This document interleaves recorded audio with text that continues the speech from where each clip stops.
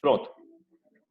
Ele vai começar hoje um assunto, cara, que ele é tão importante dentro da história que ele divide a história, esse assunto. Deixa eu mostrar aqui para vocês.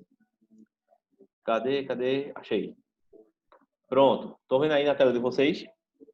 Essa linha vocês conhecem já, né? Essa linha Sim, divisória da sim. história, vocês conhecem ela já desde o sexto ano. É uma das primeiras coisas que a gente vê no sexto ano, na verdade, né? Eu costumo sempre começar com ela. E assim, não é que a história ela caiba em umas caixinhas, como tá mostrando aqui, não, tá entendendo? Mas é porque os historiadores acharam melhor para que vocês pudessem compreender esse período, né? Esse período que a gente estuda. Então a gente começa com a antiguidade, aliás, a gente começa com a pré-história, né? Mas aí vem a antiguidade, né? História antiga ou idade antiga, idade média e idade moderna.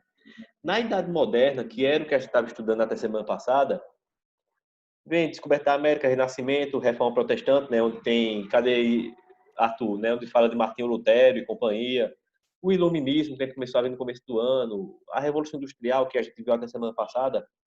Só que a Idade Moderna ela termina com um evento histórico muito importante chamado Revolução Francesa.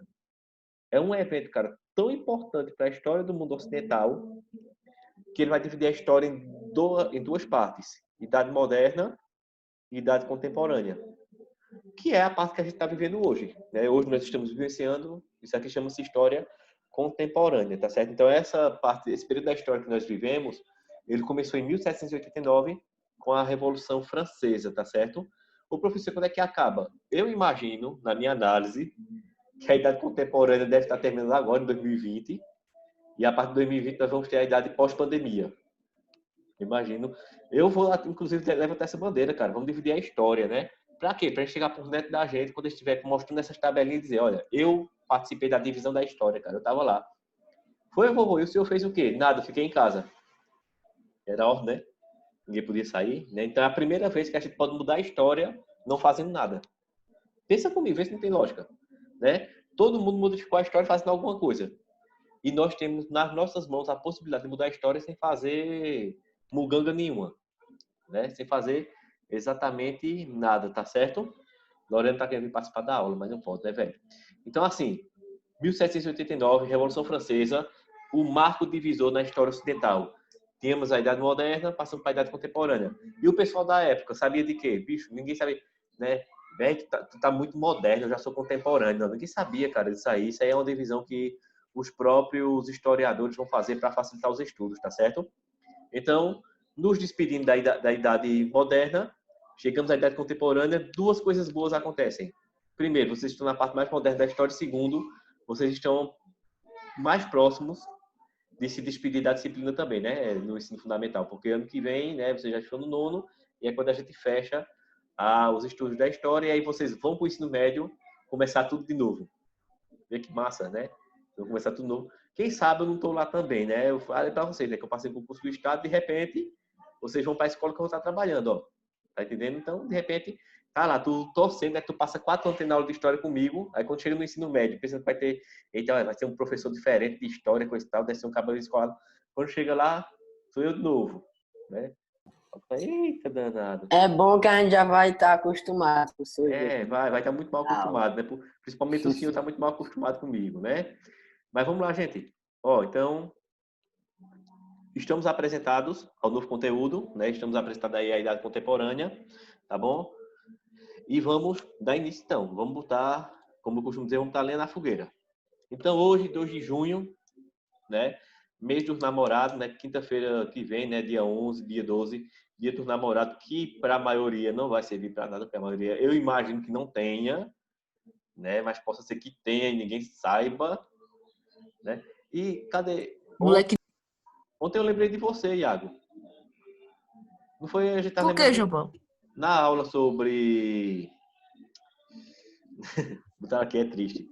não Na sei o que aula, de ter filho, não sei o que, na não aula foi? sobre islamismo, né? Que o homem poderia ter várias esposas. A gente lembrou logo de você aqui. Você, Ah, você é o polígamo, né? Da turma. Vamos lá. Gente, Revolução Francesa, marco inicial da Idade Contemporânea, o evento histórico que divide Idade Moderna de Idade Contemporânea, um evento muito importante aí na nossa história, tá certo?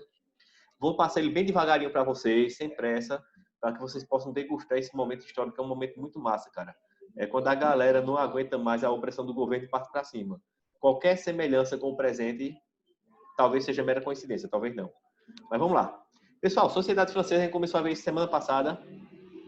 Vamos contextualizar. A Europa, página 81 e 83, tá certo? Eu vou estar explicando hoje para vocês. Vou dar um tempinho para vocês abrirem um livro. Lembrando que provavelmente a gente divida, né? A aula em duas videoconferências hoje, então vamos lá. Europa absolutista, cara. Então, nesse período aí, no período que antecedeu a Revolução Francesa, na verdade, a Europa ela ainda era dominada por reis absolutistas, tá certo? Por governantes absolutistas. A França, né, que é o nosso centro de estudos a partir de agora, principalmente a França, né, isso passava por esse domínio aí. Graves problemas econômicos e sociais aconteciam ali na França. Esses problemas decorrentes de guerras que os franceses travaram contra os ingleses, depois vieram ajudar os colonos americanos aqui a expulsar, aliás, os americanos a expulsar, né, expulsar os ingleses e a proclamar a independência dos Estados Unidos, que pelo que eu estou vendo, eu vou voltar um pouquinho depois na história para a gente estudar esse fato, tá certo? Críticas ao antigo regime eram feitas, né? Então, o antigo regime, vamos lembrar, viu, gente? Quando eu falo antigo regime, vamos começar a canetar aqui esse negócio. Deixa eu dizer uma coisa para vocês. Não sei se vocês estão percebendo, eu estou deixando os slides para vocês lá no Classroom e estou deixando eles com esses rabiscos aqui. Acho que fica melhor, né? Porque vocês sabem com que se relaciona. Quando eu falo antigo regime, eu falo de absolutismo. Então, o povo europeu já estava começando a criticar esse sistema político, né? Esse sistema político que era defendido pela teoria do direito divino dos reis. Vocês lembram muito disso, que nós estudamos isso ano passado, quando nós vimos a respeito dos teóricos do absolutismo, né? Jacques Bossuet, Jean Baudin, o próprio Maquiavel, né? Que eram os defensores ali do absolutismo. Então, a burguesia, né? A nova classe rica que estava surgindo na Europa, né? Uma classe rica que vai surgir ali depois do período feudal, ela vai começar a questionar isso aí. Cara, será que foi Deus mesmo que mandou esse cara governar a gente e tá deixando a gente numa situação dessa? Pois já vi que a gente deve ter feito alguma coisa muito ruim para Deus, viu? Porque Deus mandou esse camarada para governar a gente, né? Quaisquer semelhanças, mera coincidências. E, por último, quais eram as críticas que a burguesia fazia nesse período? Primeiro, a burguesia criticava a centralização do poder real, ou seja, por que todo o poder tem que ficar na mão de uma só pessoa? Porque o executivo, o legislativo e o judiciário tem que ser uma pessoa só. Se o que valia agora, né, com as novas ideias iluministas era o quê? A divisão dos poderes, né? Vocês lembram disso aí, né? Que tinha lá a ideia da divisão dos poderes em executivo, legislativo e judiciário. E por que uma pessoa só centralizar tudo? Era a primeira crítica. A segunda crítica, a estrutura social, que é hierarquizada, né? Existia uma hierarquia social e não tinha mobilidade. Ou seja, tu nascesse burguês, tu ia morrer burguês, tu nascesse pobre, ia morrer pobre, tu nascesse nobre, ia morrer nobre. Tu nascesse da família real, vai morrer na família real. Então, não tem mobilidade, ninguém se move nesse negócio, tá meio errado. Lembra que isso era uma das características da sociedade feudal? Vocês lembram disso aí? Na sociedade feudal ninguém mudava de posição. Tu era o que era e acabou-se. Deixa eu passar aqui. Que era uma sociedade estamental, você nascia Sociedade e morria do estamental. mesmo jeito. Isso, sociedade estamental, exato. Letícia, Sabrina, tem que ligar a câmera. E quem mais? Pedro, tem que ligar a câmera. Iago também. Certo? E também criticavam os altos impostos. Para que serviam esses altos impostos? Vou destacar aqui, se vocês adivinhar, ganha um presente virtual. Manter o quê, gente? Ó, o alto padrão de vida da coroa, né? Então, o rei ele tinha um padrão de vida e tem que ser mantido. E ele trabalhava para isso? Não. Ele cobrava das classes menores ali, tá certo? Ele cobrava essa conta ali da classe trabalhadora, né? Do povão, em outras palavras, né? Então, os impostos eram para manter o luxo da família real, tá certo? Pode seguir, pessoal. Dá uma olhadinha aqui no quadro, pode. Vê se tem alguma dúvida, alguma pergunta, dá uma olhadinha aí.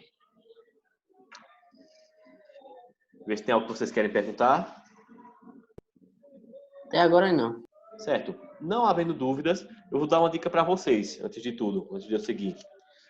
Esse livro de vocês, ele é uma maravilha, cara. Então, na página 81 do livro de vocês, página 81 e 82, ele introduz o assunto com um trecho de um livro chamado A Era das Revoluções, do historiador Eric Hobsbawm, tá certo? Quem era Eric Hobsbawm? Era o cara. Infelizmente, ele tentou morrer, mas foi de Covid, não. Eric Hobsbawm, ele tem uma série de livros, né, de história, e ele é tão detalhista, cara, ele se aprofunda tanto na história, que num livro dele chamado Era dos Extremos, eu li somente a primeira parte do livro, porque ele era emprestado, né, por pouco tempo, e o capital não me permitiu comprar um deles ainda. Fica a dica para vocês, comprarem para mim. Ele fala, né, quando ele começa a falar da Primeira Guerra, para vocês terem ideia, até a quantidade de pares de meia que as fábricas da Europa produziram para a Primeira Guerra, ele detalha. Ele faz uma pesquisa bem aprofundada mesmo. O cara é desenrolado para a coisa, né? Tá certo? Então, não havendo perguntas, vamos seguir. Então, ó, a organização social francesa era desigual, muitos poderes concentrados nas mãos de poucas pessoas, ou seja, poucos dominavam o todo. Direitos e privilégios para uma minoria, então uma classe muito pequena tinha direitos e tinha privilégios. E o povo, né, e a burguesia sustentavam a coroa, cara. Então, assim, vamos deixar aqui, ó. Primeiro, uma sociedade desigual. Muitos poderes, poucas pessoas. Direitos e privilégios para uma minoria. E, por último, o povo e a burguesia, né, os comerciantes, vamos assim dizer, sustentando a classe política. Parece o quê? Tá parecendo o quê, isso aqui na opinião de vocês?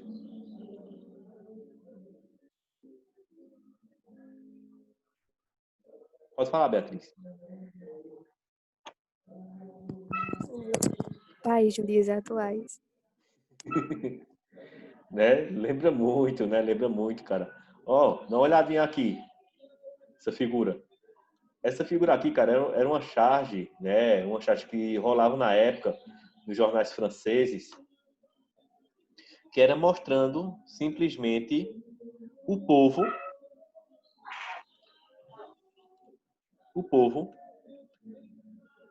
carregando em suas costas, as duas classes sociais dominantes, o clero e a nobreza. O povo sustentava a classe religiosa e sustentava a classe política lá na França. Tá certo? E sustentava de tudo, velho. Sustentava de tudo. Então, assim, a Igreja Católica, ela tinha um grau de importância, um grau de influência tão grande que o primeiro estado era o clero. Não era nem a classe política, né? Hoje no Brasil, por exemplo, o primeiro estado é a classe política, vamos assim dizer. Se bem que nós vivemos numa democracia, né? Não vamos comparar de maneira direta o Brasil com a França na época.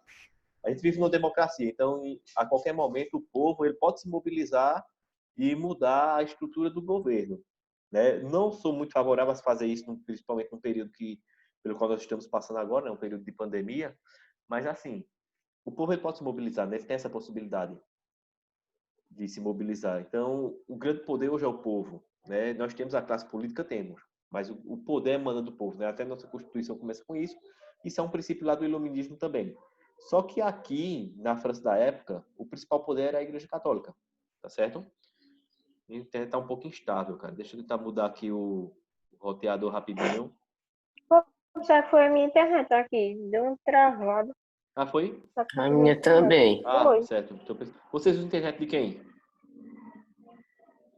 Quem Eu uso é de Arius. Eu uso a VIPNet. É? Tá bom. Eu uso a de Raoni. Goiânia. Tá, vamos lá, vamos lá seguindo. Eu é de Valegrécio. Tá bom, vamos seguindo aqui, ó. Então, uma classe só sustentava duas outras classes. Uma sociedade super desigual. Ó, para entendermos melhor, essa teoria se chama teoria dos três estados. Basicamente era assim, tá certo? O primeiro estado era o clero. O segundo estado era o rei e a nobreza. E o terceiro Essa aí estado, era as classes mais Ixi, Maria. a classe mais Não, fala pra mim. privilegiada era o clero. É isso mesmo. Isso. A segunda classe mais privilegiada era a nobreza. Cara, o clero ele tinha um privilégio maior que a nobreza ainda, ou seja, o poder religioso ele estava acima do poder político. E o terceiro estado, gente, era formado pelo povão, entendeu? Então, assim, esse terceiro estado, na verdade, ele é bem dinâmico. A gente não pode pensar que era apenas a classe pobre. Nós tínhamos comerciantes, nós tínhamos aí donos de pequenas indústrias, pessoas que tinham muito dinheiro. Tínhamos também as classes mais pobres, né? Por exemplo, camponeses, trabalhadores braçais, bem abaixo desses dos professores de história. Então, assim, era uma dinâmica social, cara, bem assim, bem justa, vamos falar, né? Porque, ó, se tu observar direitinho, era uma classe muito grande,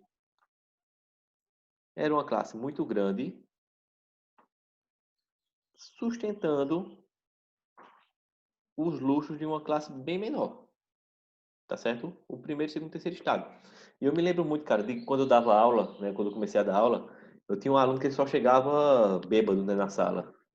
Né? Ele só chegava bêbado. E eu jurava que o miserável não estava prestando atenção no que eu estava dizendo. Aí ele chegava, entrava na aula, ia lá para o fundo da sala, deitava a cabeça em cima do livro. Não, ele está dormindo, não está incomodando, deixa o bicho. Não, professor, tem que tirar Leonardo da sala. Não, eu vou tirar Leonardo da sala, não. Ele está incomodando, não está. Não, mas que ele está bêbado. Não, deixa o bichinho lá. É melhor ele estar aqui do que ele estar na rua e o pessoal dá um cacete no coitado. Aí, quando foi um dia eu explicando isso aqui, e eu jurando que o Leonardo não estava prestando atenção. De repente, o Leonardo deitado levantou a mão e fez: povo burro. Eu digo, como é, Leonardo?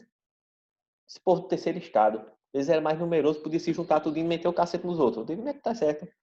Eu jurando que Leonardo não estava participando, né? E deu a primeira ideia. Eu acho que se Leonardo, né, de repente, ele, né, a primeira encarnação dele foi durante a Revolução Francesa, né, ele deve ter feito isso, né?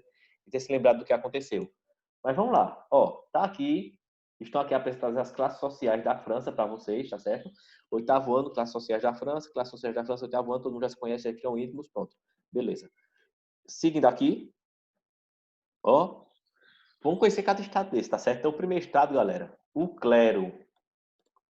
O clero correspondia a 1% da população.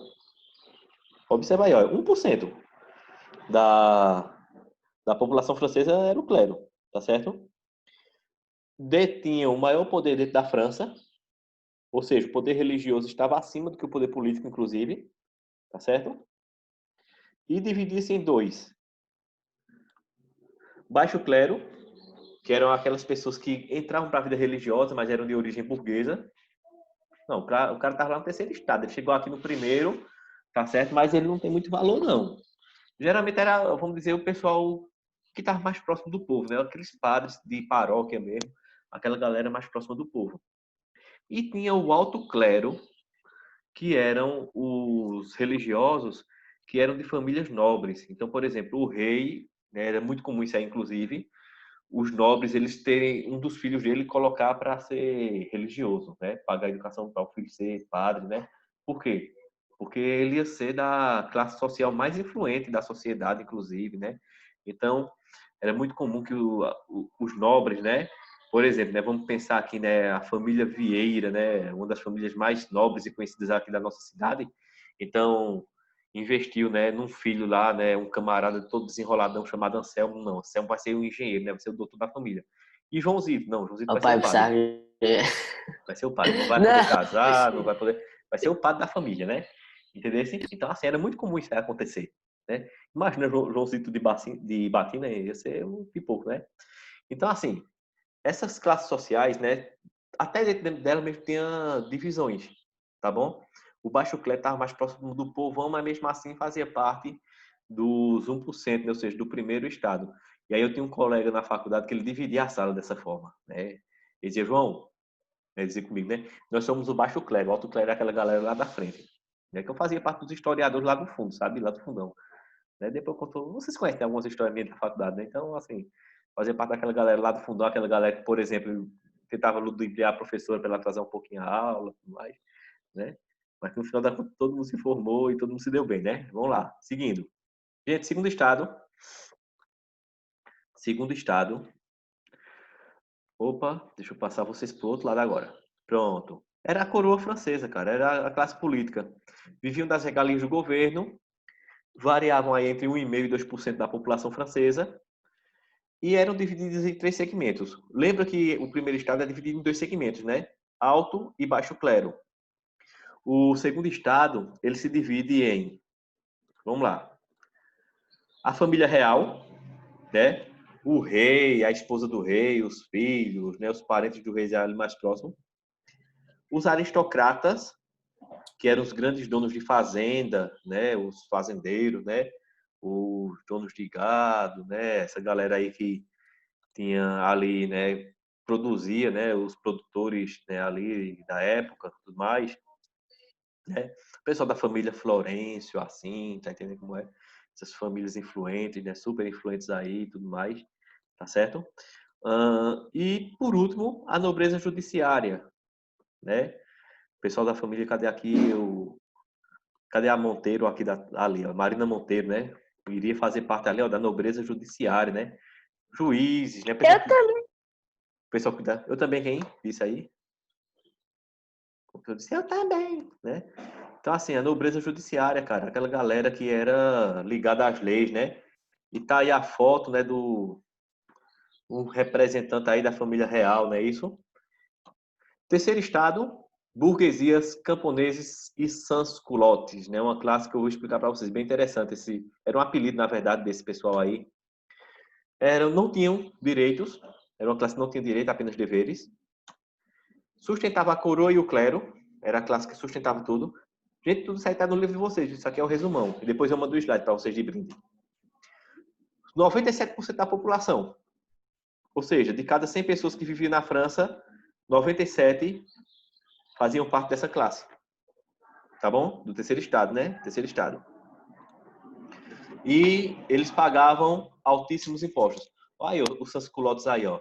Os sans-culottes, cara, recebiam esse nome porque isso foi um apelido que os aristocratas colocaram neles, porque eles usavam, né, esses calções aqui, ó.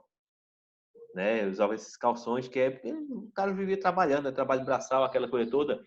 Né? E até no livro de vocês eles explicam da seguinte forma, vê só. Sans-culottes. Sendo, né, culotte uma espécie de calção, roupa típica da nobreza, né? Então os nobres utilizavam ali uns calções, né, umas coisas, né? Então essa galera aí, né, os sans-culottes, eles não usavam, né, esses calções, né, chiques, né, os culottes, né, que chamavam lá na França. Como eles não usavam esses calções chiques, né, usavam essas roupas mais simples, aí eles recebiam aí, eles eram apelidados dessa forma, né? Era a galera que sustentava o luxo lá do primeiro e do segundo estado, tá certo? Pessoal, chegou um aviso para mim de 10 minutos aqui.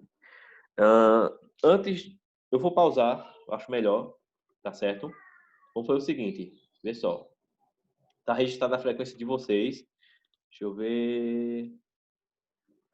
Tá registrada aqui a presença de vocês. Eu vou fazer o seguinte, eu vou fechar a gravação,